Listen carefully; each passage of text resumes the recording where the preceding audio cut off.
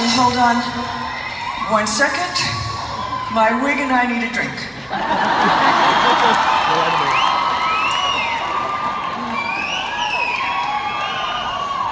Okay, I'm going to tell you a true story. Promise every word of it's true, and I'll just jump right in.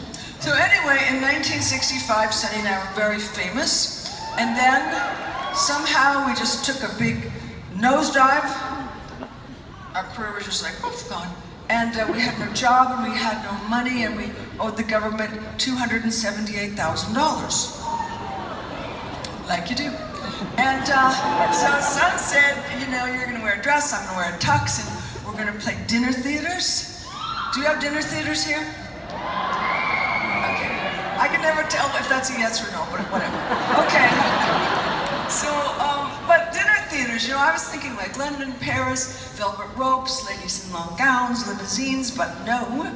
We were playing these kind of really horrible like dives, like burlesque dives, hookers, strippers, you know, all the good girls.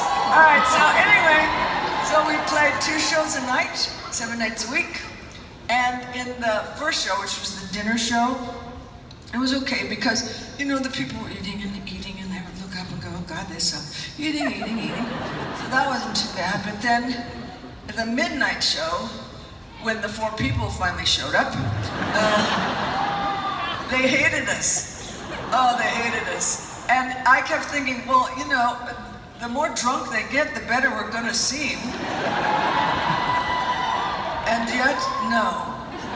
So anyway, one night I just got pissed off and I just turned my back to them and I started to make the band laugh.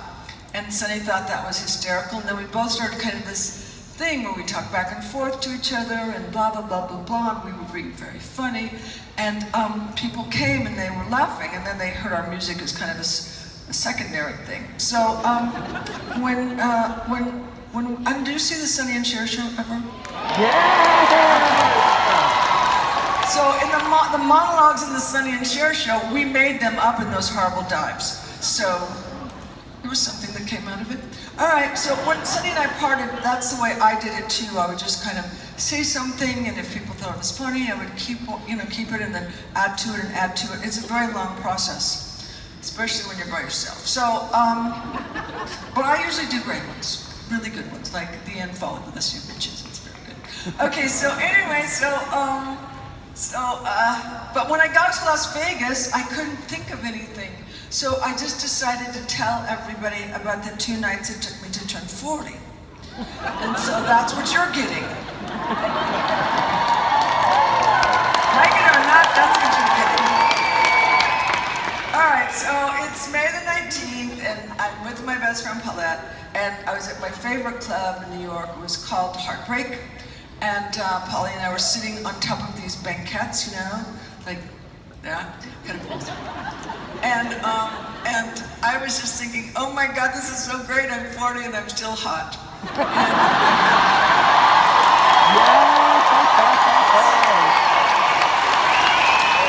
And I was about to make a Moonstruck with Nicky Cage. He was 21 and I don't, you know, people didn't go, oh my God, Cradle Snatcher. So anyway, Polly and I are having a wonderful time, and I was having a beer, and I don't even drink, but I thought it was chic, and I thought I looked grown up, and so I was doing it. And I was looking around, and I'm thinking, oh my God, it's so great to be 40, I don't even care. And it just passed me by, right?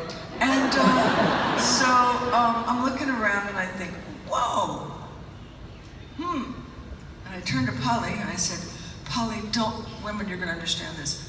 Polly, don't look now. But over my right shoulder is the cutest guy I have ever seen. Just like cool look over in a second. And she goes, where? Where is he? Where is he? I hit her hard. Right. And anyway, his name was Robert Camilletti, and that's another story. So, that night, he and I were flirting, but it just didn't get anywhere, and I was bored, so I went home. And I was staying at my friend's hotel. It's called Morgan's, and he was really lovely. And he had just gotten out of jail for tax evasion. like you did. And he was letting me stay there, and it was fabulous, and I was having a wonderful time. He owned Studio 54. And, oh my God. So I went to sleep just dreaming wonderful dreams of being 40 and how fabulous life is and blah, blah, blah, blah, blah. And then in the morning, I wake up, a telephone call, and this man goes, "Hi, Cher." And I went, "Yeah." He says, "It's George Miller." And I said, "Hey, George, how are you?" And he went, "Well, I don't want you to be in my film, and Jack and I think you're too old and you're not sexy."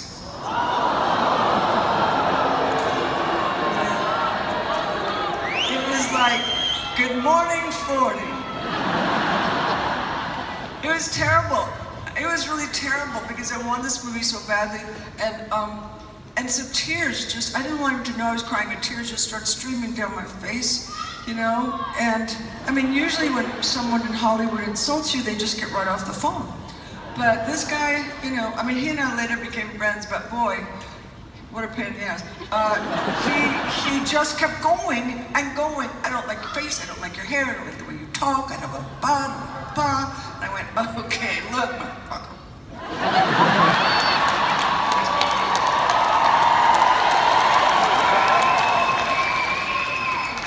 You didn't find me under a rock. I've been nominated for Academy Award for Silkwood. And I did a little movie called Mask. And I hung up. But the tears were still strolling down my face, and it was terrible. And then I realized, I thought, oh my God, these are great tears. Because usually I have to make a little scrunchy face to have a lot of tears, and these were just like cascading and cascading. They were so fabulous. And then I thought, God, you're crazy. You just lost this job, and you're worried about actress tears.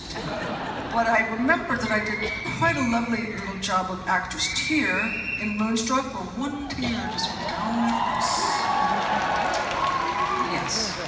So anyway, and at that moment, my kids come in with this big cake and 2 bellboys, and they're coming in. It's like, over there. "Oh, happy birthday to you. Happy birthday, dear Mom. Happy birthday to you." And then they looked at me and they went, "Mom, you're crying." And I went, "Yeah, because, okay, when ladies get older, and they're very excited, and they're very happy, sometimes they just cry from happiness." And they went, "Oh." I said, "Okay, now move on." And all right, so, anyway, I forgot to tell you this. Usually when I forget something, I go to a special place. Okay, so I was staying at my friend's hotel, but I owed him $28,000 and I didn't have the money. Okay, I forgot something bigger. Okay, all right, so, all right, but so since the beginning of David Letterman, I think you know David Letterman here? Okay, they'd always invited me to be on the show, and I'd always said no. Now I can go all the way back. All right, but so 3 days before my birthday, they called and they said, "How would you like to spend your birthday with Dave?" And I said, "I'd love to, for $28,000.